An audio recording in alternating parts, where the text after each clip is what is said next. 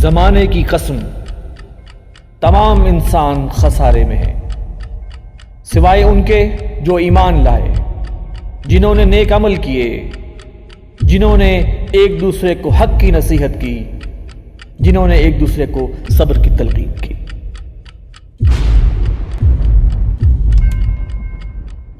بسم اللہ الرحمن الرحیم۔ السلام علیکم ناظرین، میں ہوں وسیم احمد اور آپ دیکھ رہے ہیں تازہ ترین خبروں پر تبصروں اور تجزیوں کا پروگرام زمانہ گواہ۔ ناظرین، رمضان المبارک کی آمد ہے۔ یہ وہ ماہ مبارک ہے جس میں اللہ تبارک و تعالیٰ اپنی رحمتوں اور برکتوں کے دروازے کھول دیتا ہے اور فرماتا ہے کہ روزہ میرے لیے ہے اور میں ہی اس کا اجر دوں گا۔ ہمارے ملک میں اس وقت جو سیاسی انتشار بلکہ دینگا مشتی جاری ہے، اس میں عوام الناس کی اکثریت استقبال رمضان کی ذہنی اور قلبی تیاری بھول چکی ہے۔ ہم آج کے پروگرام میں نیکیوں کے اس موسم بہار کی بات کریں گے، رمضان المبارک کی اہمیت و فضیلت سمجھنے کی کوشش کریں گے، قیام اللیل کا اجر و ثواب جانیں گے اور یہ بھی جاننے کی کوشش کریں گے کہ نبی کریم صلی اللہ علیہ وآلہ وسلم اور صحابہ اکرام ماہ رمضان کیسے گزارتے تھے، ان کے معمولات زندگی کیا ہوا کرتے تھے۔ کراچی سے امیر تنظیم اسلامی جناب شجاع الدین شیخ صاحب بذریعہ ویڈیو لنک ہمارے ساتھ ہیں۔ آئیے ان سے گفتگو کا آغاز کرتے ہیں۔ شجاع الدین شیخ صاحب، السلام علیکم۔ وعلیکم السلام ورحمۃ اللہ وبرکاتہ۔ شیخ صاحب، یہ فرمائیے گا کہ ایک مسلمان کو رمضان کیسے گزارنا چاہیے، یہ رہنمائی تو ہم آپ سے لیں گے۔ یہ فرمائیں کہ قرآن و حدیث کی روشنی میں رمضان المبارک کی اہمیت اور فضیلت کیا ہے؟ بسم اللہ الرحمن الرحیم، اللہم صلی وسلم علی نبینا محمد۔ جزاک اللہ خیر وسیم صاحب۔ ماہ رمضان المبارک کی آمد اور اس موقع پر اس عنوان کے تحت گفتگو یقیناً ہمارے سامعین، ناظرین اور ہم سب کے لیے مفید رہے گی۔ اللہ آپ کو جزائے خیر عطا فرمائے۔ جہاں تک اس بات کا تعلق ہے کہ قرآن حکیم میں اور احادیث مبارکہ میں کس کس انداز سے ماہ رمضان المبارک کی فضیلت کو بیان کیا گیا ہے، تو ایک نقطہ ہمارے ناظرین کی دلچسپی کا باعث ہوگا۔ قرآن حکیم میں مختلف جو عبادات ہیں، نماز ہے، زکوٰۃ ہے، حج ہے، عمرہ ہے، قربانی ہے، ان کا ذکر تو کئی مقامات پر ہمیں ملتا ہے۔ البتہ ماہ رمضان المبارک، ماہ رمضان کی فضیلت، ماہ رمضان کے اعمال اور ماہ رمضان سے متعلقہ کچھ امور، ان سب کا بیان ایک ہی مقام پر قرآن حکیم میں آیا ہے، اور وہ سورۃ البقرہ کا 23واں رکوع ہے اور سورۃ البقرہ کی آیات 183 سے 188 تک۔ وہاں پر یہ بات بھی اللہ تعالیٰ نے ارشاد فرمائی ہے کہ شہر رمضان الذی انزل فیہ القرآن، رمضان کا مہینہ وہ ہے جس میں قرآن حکیم نازل کیا گیا۔ گویا اس ماہ مبارک کی فضیلت اہم ترین یہ ہے کہ اس ماہ مبارک میں اللہ تعالیٰ نے قرآن حکیم کو نازل فرمایا، اور یہ بات بھی سمجھ لینے کی ضرورت ہے کہ سارے مہینے اللہ کے ہیں، مگر ماہ رمضان افضل ہوا قرآن حکیم کی وجہ سے۔ پھر احادیث مبارکہ کا جب ذکر ہمارے سامنے آتا ہے تو نبی مکرم صلی اللہ علیہ وآلہ وسلم نے اپنے ایک مشہور خطبہ رمضان میں بھی، جو ایک مرتبہ آپ نے شعبان کی آخری تاریخ کو صحابہ کرام رضی اللہ تعالی عنہ مجمعین کے سامنے پیش فرمایا، اس میں بھی فضیلت رمضان کو بیان فرمایا، اور کئی اور ارشادات مبارکہ میں بھی نبی اکرم صلی اللہ علیہ وسلم نے ماہ رمضان کے فضائل کو بیان فرمایا۔ جو خطبہ رمضان ہے، جو معروف ہے اور ہمارے اکثر وہ جمعے کے خطبات میں بھی بیان ہوتا ہے، محافل قرآنی میں بھی بیان ہوتا ہے، اس کے چند جملے کچھ اس طرح ہیں کہ آپ صلی اللہ علیہ وسلم نے ارشاد فرمایا کہ لوگوں، تم پر ایک بڑا عظمت والا مہینہ آ رہا ہے، برکتوں والا مہینہ آ رہا ہے، وہ مہینہ جس میں ایک رات ہے جو 1000 مہینوں سے افضل ہے، قدر کی رات۔ آپ صلی اللہ علیہ وآلہ وسلم نے یہ بھی ارشاد فرمایا کہ اس ماہ مبارک کے روزے اللہ تعالیٰ نے فرض قرار دیے اور رات کے قیام کو تطوع یعنی اجر و ثواب کا باعث قرار دیا ہے۔ اس کے 3 عشروں کا ذکر اللہ کے رسول علیہ الصلاۃ والسلام یوں فرماتے ہیں کہ پہلا عشرہ وہ رحمت کا، دوسرا مغفرت کا، اور تیسرا جہنم سے آزادی کا ہے۔ اسی طرح آپ نے یہ فرمایا کہ اس ماہ مبارک میں کوئی فرض عبادت انجام دے تو گویا دیگر ایام کے 70 فرضوں کے برابر اس کا معاملہ ہوتا ہے اجر کا، اور کوئی نفل عبادت انجام دے تو اس کا اجر و ثواب فرض کے برابر اس کو عطا کیا جائے گا۔ کچھ اور احادیث مبارکہ ہیں جن میں جامع ترمذی کی روایات بھی ہیں۔ اللہ کے نبی صلی اللہ علیہ وسلم نے ارشاد فرمایا، جب ماہ رمضان کی پہلی رات ہوتی ہے تو اللہ تعالیٰ جنت کے سارے دروازے کھول دیتا ہے، کوئی بند نہیں ہوتا۔ جہنم کے سارے دروازوں کو اللہ تعالیٰ بند فرما دیتا ہے، کوئی کھلا نہیں ہوتا۔ اس سے ایک مراد یہ ہے کہ اس ماہ مبارک میں بندہ مومن محنت کرے تو جنت کا حصول آسان ہے اور جہنم سے بچنا آسان ہے۔ یہ بھی فرمایا کہ اللہ تعالیٰ ہر رات میں بندوں کی مغفرت کے فیصلے فرماتا ہے۔ اسی طریقے پر اللہ کے نبی صلی اللہ علیہ وسلم نے اس حدیث مبارک میں یہ بھی بیان فرمایا کہ ایک پکار لگتی ہے، پکارنے والا پکارتا ہے کہ نیکی کے شوقین آگے بڑھ اور نیکی کر لے، اور اے بدی کے شوقین رک جا اور باز آ جا۔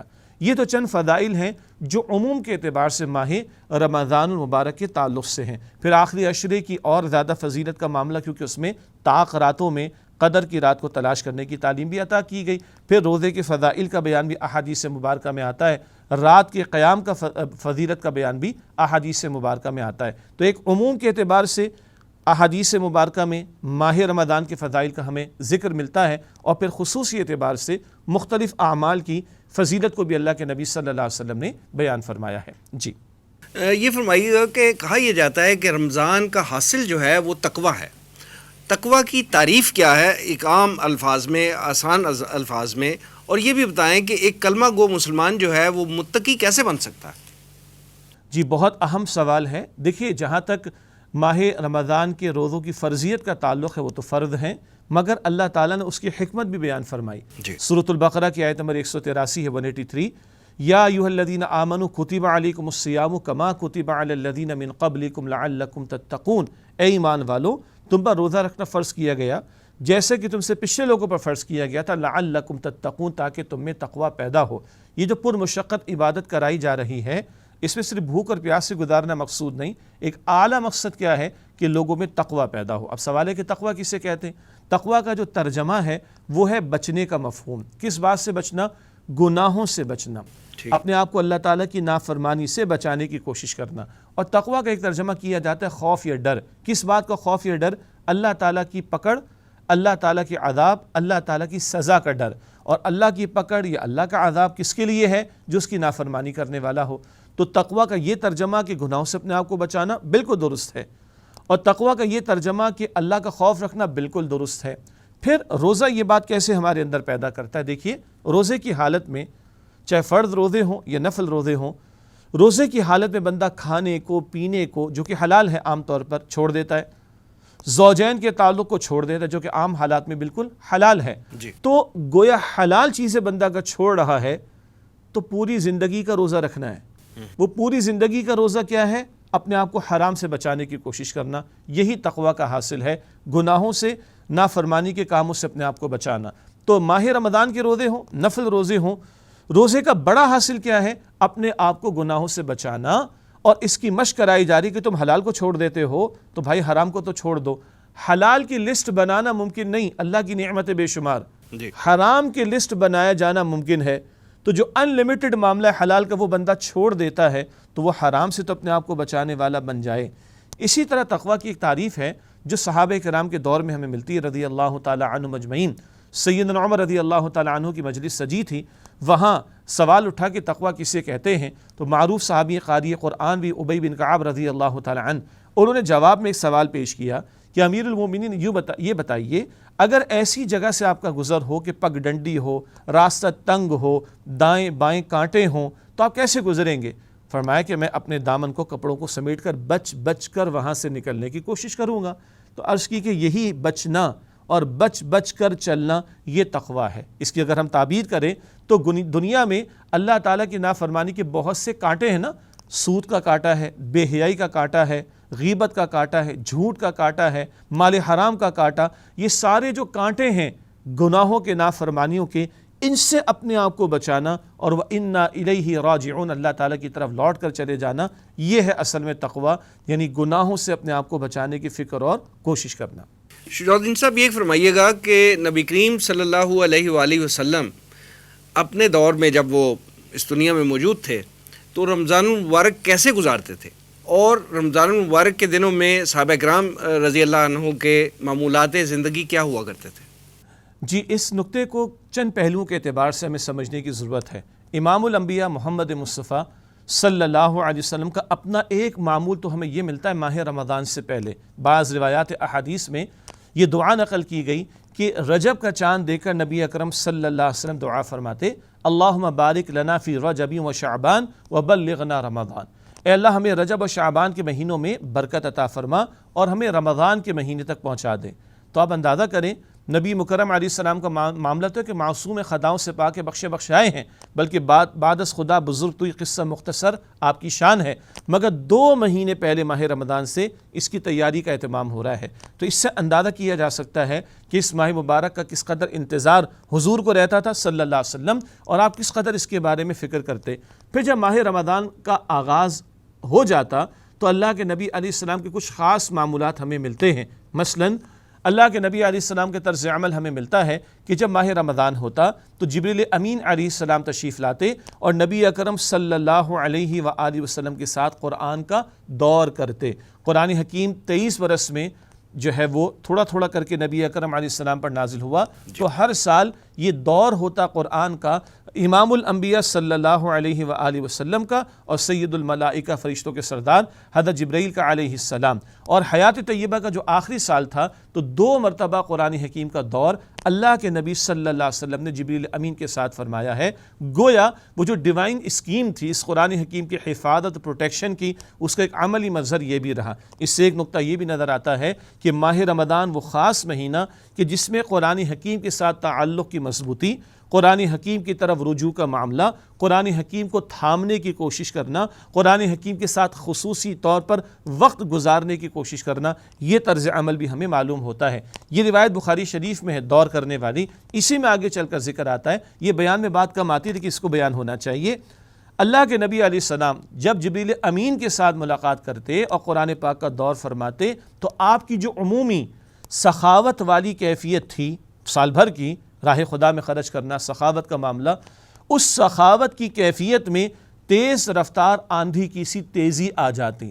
حضور کا معاملہ کیا ہے صلی اللہ علیہ وسلم؟ آپ نے کبھی زکوٰۃ ادا نہیں کی، کیوں؟ اتنا مال کبھی جمع نہ ہوا کہ جس پہ زکوٰۃ لاگو ہوتی، تو حضور تو پورا سال اللہ کی راہ میں جو دستیاب ہوتا خرچ کرتے صلی اللہ علیہ وسلم۔ لیکن اس ماہ رمضان میں یہ خاص کیفیت ہوتی کہ آپ کی سخاوت والے پہلو کے اندر کیا کیفیت دکھائی دیتی؟ ایک تیز رفتار آندھی کی سی تیزی۔ یہ بھی خاص معاملہ ہمیں ماہ رمضان میں نبی اکرم علیہ السلام کا دکھائی دیتا ہے۔ پھر دن کے روزے بھی ہیں، رات کا قیام۔ اللہ کے نبی صلی اللہ علیہ وسلم پورا سال قیام فرماتے تھے، جس کو ہم قیام اللیل کہتے ہیں، تہجد کی نماز کہتے ہیں۔ البتہ ماہ رمضان کا جب آخری عشرہ ہوتا تو بخاری شریف کی روایت ہے اللہ کے نبی صلی اللہ علیہ وسلم پوری رات قیام فرماتے، اپنے گھر والوں کو بھی بیدار کرتے اور ان کو بھی اللہ تعالیٰ سے لو لگانے، اللہ تعالیٰ کے حضور کھڑے ہونے، اللہ تعالیٰ سے مانگنے کی طرح متوجہ فرماتے۔ تو دن میں اللہ کے نبی علیہ السلام کا معمول یہ کہ قرآن پاک کا دور بھی ہے، راہ خدا میں خرچ کرنے کا معاملہ بھی ہے، اور رات میں قیام اللیل کا اہتمام بھی ہے۔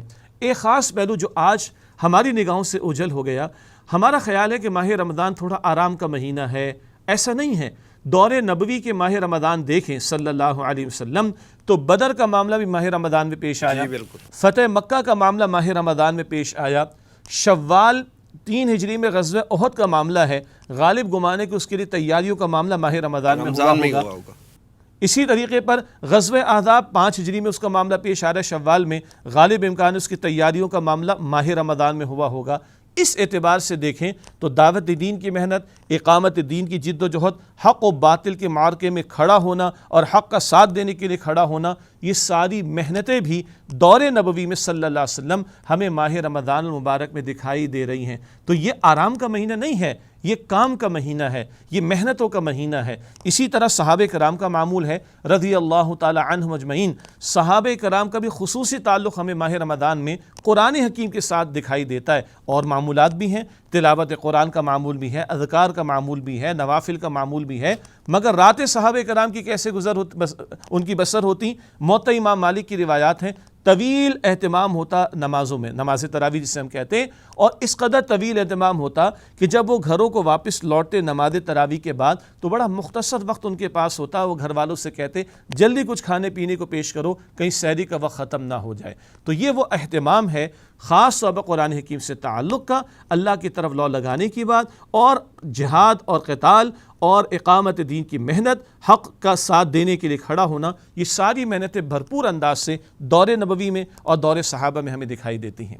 شجاع الدین صاحب، ایک بڑا پریکٹیکل سا میں سوال آپ سے کرنا چاہوں گا کہ ایک عام مشاہدہ یہ ہے کہ رمضان المبارک میں لوگوں کا دینی رجحان جو ہے وہ روٹین سے زیادہ بڑھ جاتا ہے، مساجد کی رونقیں جو ہیں وہ دیدنی ہوتی ہیں، صدقہ خیرات کثرت سے کیا جاتا ہے۔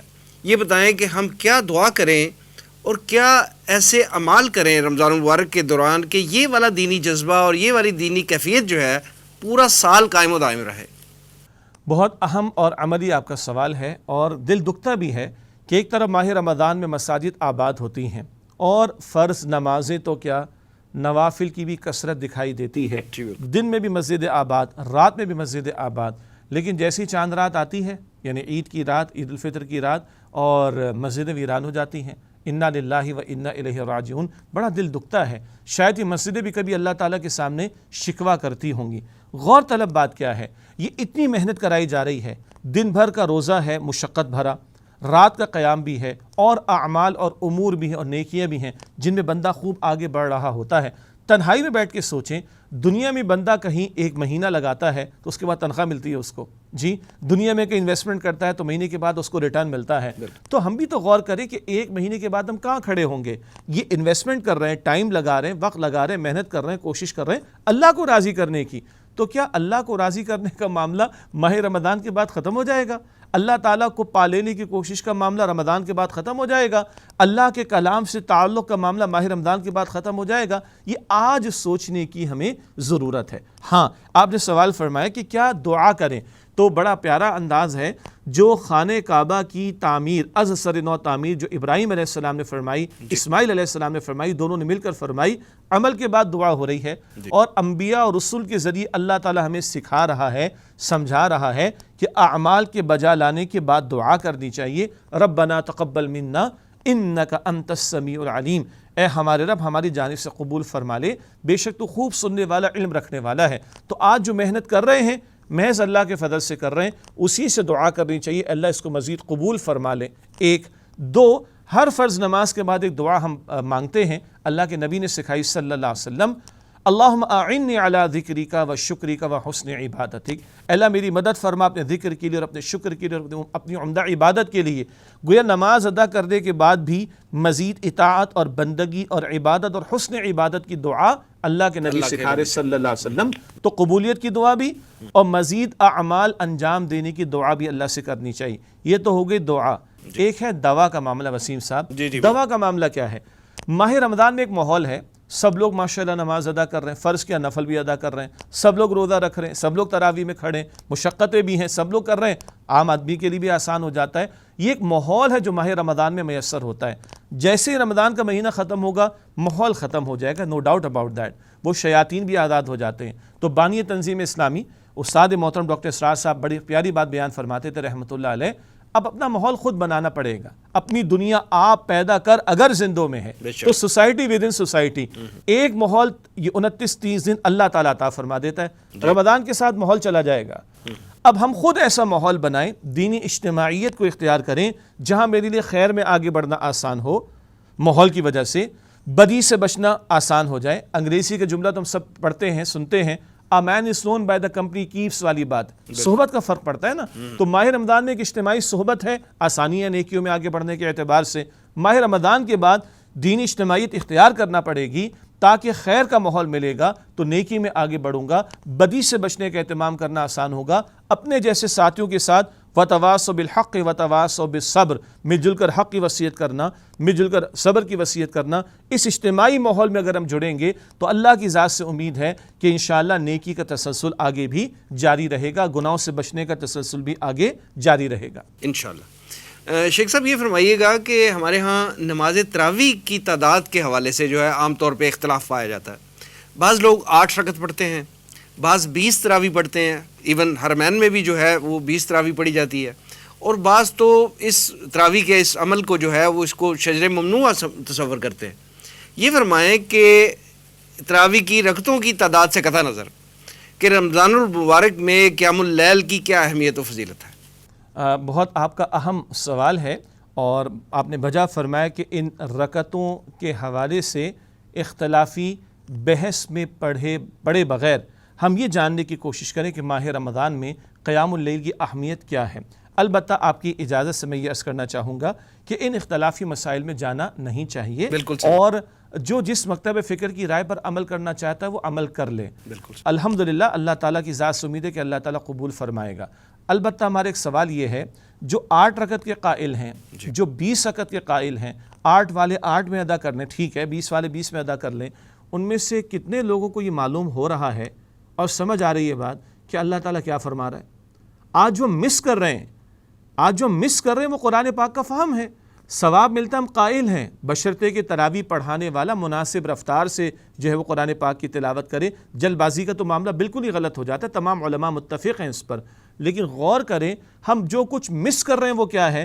ہم پورا قرآن پاک تلاوت کر جاتے ہیں، سن لیتے ہیں، الحمدللہ اجر ملے گا، کوئی شک نہیں ہے، مگر قرآن کتاب ہدایت ہے، ہدی للناس ہدی للمتقین قرآن پاک کہتا ہے، یہ تمام انسانوں کے لیے ہدایت ہے، متقین کے لیے ہدایت ہے، اور ہمیں یہ سمجھ نہیں آ رہی۔ خاص طور پر ہمارا وہ طبقہ، اور ایک بہت بڑا طبقہ ہے جس کو ہم کہتے ہیں جو پڑھا لکھا ہے، عصری تعلیم جس نے حاصل کی۔ ایک وہ بچہ ہے جو ورکشاپ پر ہی بیچارہ کام کرتا رہا، اس کو تو پینسل کاپی بھی نہ ملی، مگر ایک عظیم اکثریت تو پڑھی لکھی تعداد ان کی ہے جو دنیاوی اہتمام تعلیم کے حوالے سے آراستہ ہیں۔ ہم اللہ تعالیٰ کو کیا جواب دیں گے اگر آج ہمیں معلوم ہی نہ ہو کہ اللہ تعالیٰ اپنے کلام مبین میں ہمیں کیا رہنمائی دے رہا ہے؟ یہ ضرور غور کرنا چاہیے۔ ہاں، آپ کا مطلق سوال یہ تھا قیام اللیل کی فضیلت۔ اللہ کے نبی مکرم علیہ السلام تو پورا سال قیام اللیل فرماتے، جس کو تہجد کی نماز کہا جاتا ہے، وَمِنَ اللَّيْلِ فَتَہَجَّدْ بِهِ نَافِلَةً لَكَ عَسَىٰ أَن يَبْعَثَكَ رَبُّكَ مَقَامًا مَحْمُودًا۔ سورہ بنی اسرائیل میں ہے کہ نبی صلی اللہ علیہ وسلم رات میں قیام کیجئے، رات گزاریے، رات بسر کیجئے قرآن حکیم کے ساتھ۔ یہ رات کے قیام میں تلاوت قرآن مطلوب ہے، قرآن پاک کے ساتھ وقت گزارا جانا مطلوب ہے، اور کیا فرمایا جا رہا ہے؟ آپ کے لیے اضافی ہے، ایک مراد آپ پر فرضیت کے درجے میں بات رہی ہے، امت کے لیے نفل کے درجے میں، اور آگے قرآن پاک نے بیان فرمایا عَسَىٰ أَن يَبْعَثَكَ رَبُّكَ مَقَامًا مَحْمُودًا، قریب ہے کہ آپ کا رب اے نبی صلی اللہ علیہ وآلہ وسلم آپ کو مقام محمود عطا فرمائے۔ یہ اس قدر بلند مقام ہے جو محمد مصطفیٰ صلی اللہ علیہ وسلم کو عطا ہوگا۔ تو تہجد کی نماز، رات کا قیام اللیل، اس پر مقام محمود محمد مصطفیٰ صلی اللہ علیہ وسلم کو عطا ہو رہا ہے۔ اسی کے ذیل میں علماء نے لکھا اگر اللہ کے ہاں قرب چاہتے ہو، اللہ کے ہاں مقام کی بلندی چاہتے ہو، قبولیت چاہتے ہو، تو رات کا قیام کرنا چاہیے۔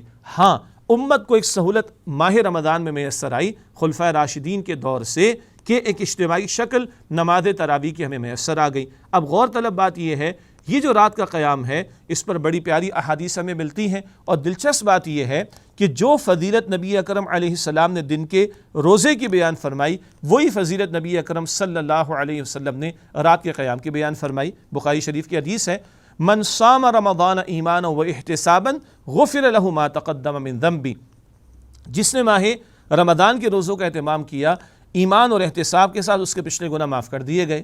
رات کے قیام پر بھی یہ الفاظ آ رہے ہیں، وَمَنْ قَامَ رَمَضَانَ إِيمَانًا وَاحْتِسَابًا غُفِرَ لَهُ مَا تَقَدَّمَ مِنْ ذَنْبِهِ، اور جس سے رات کا قیام کیا ایمان اور احتساب کے ساتھ، اس کے بھی پچھلے گناہ معاف کر دیے گئے۔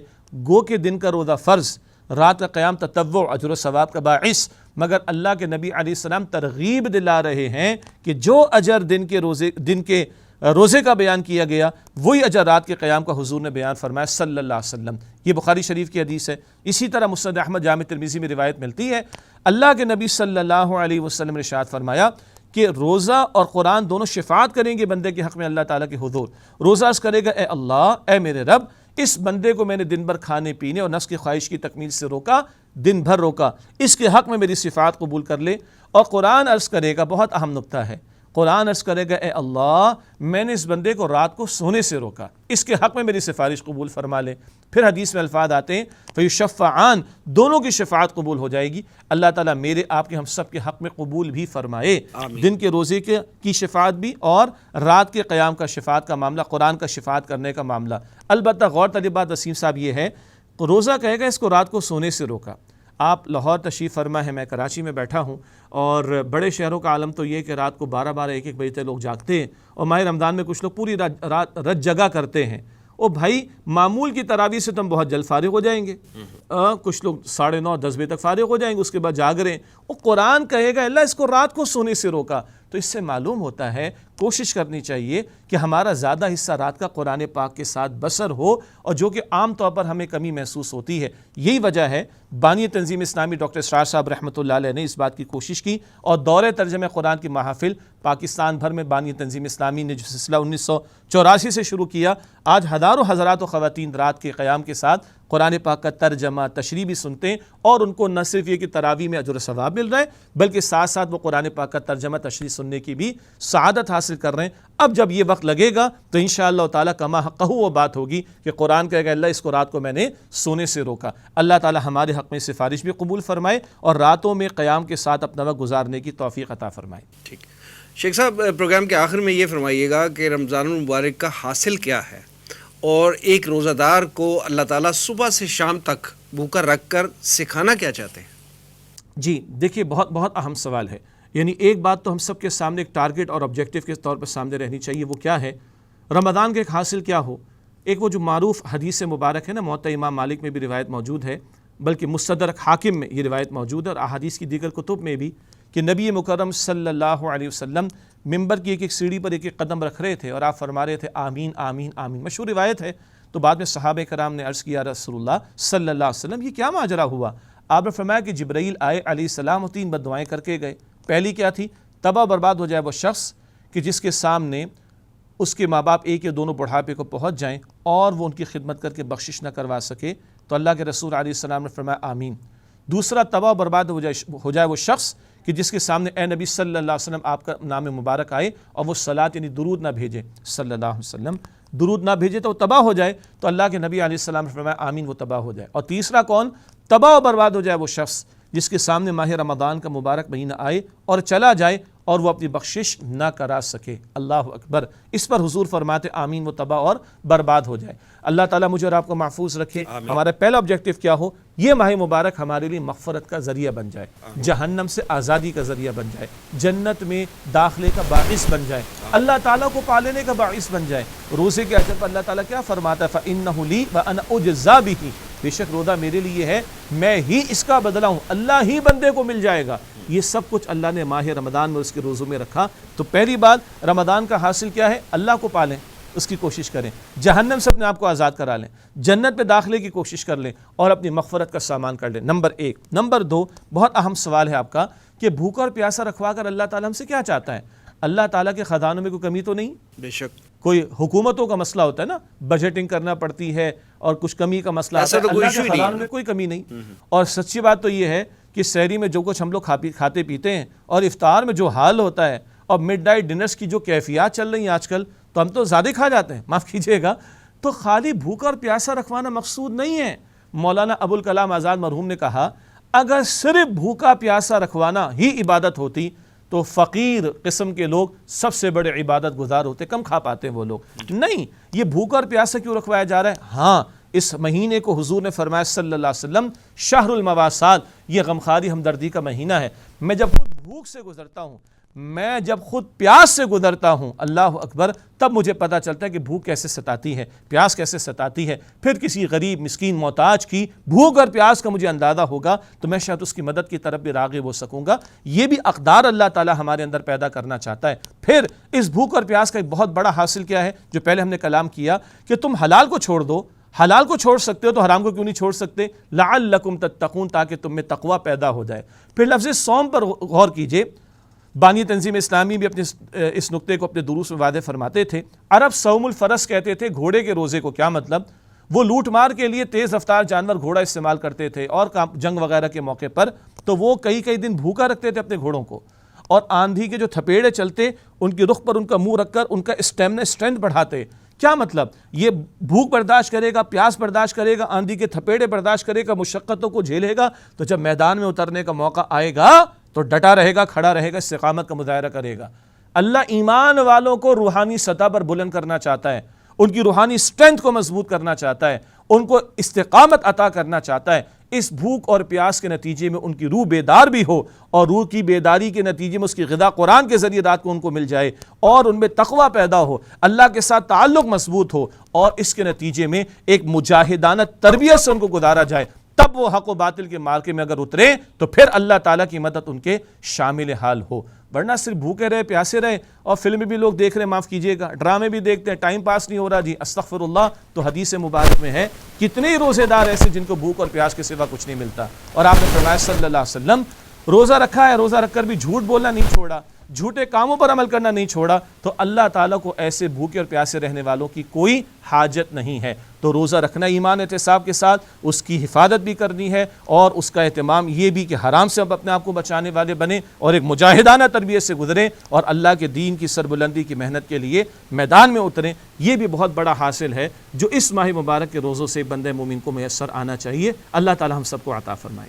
جزاک اللہ شجاع الدین شیخ صاحب، ہمیں وقت دینے کا بہت بہت شکریہ.